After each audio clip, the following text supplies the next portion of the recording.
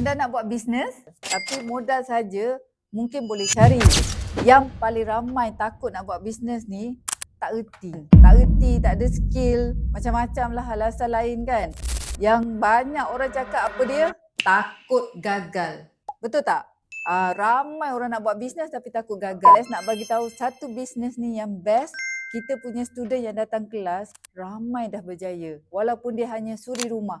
Walaupun dia tak belajar tinggi, walaupun dia tak pernah pun tahu tentang hartanah, walaupun dia tak beli hartanah pun lagi. Tetapi bila datang kelas Financial Freedom with Room Rental, beberapa suri rumah ni dah ada lebih 40 bilik.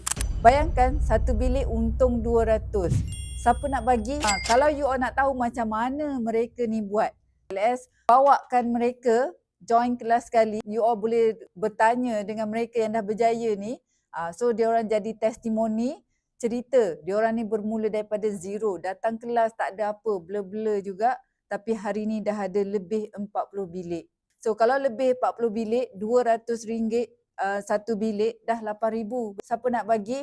Kalau you all nak income ni, join kelas sekarang, klik learn more, Financial Freedom with Room Rental.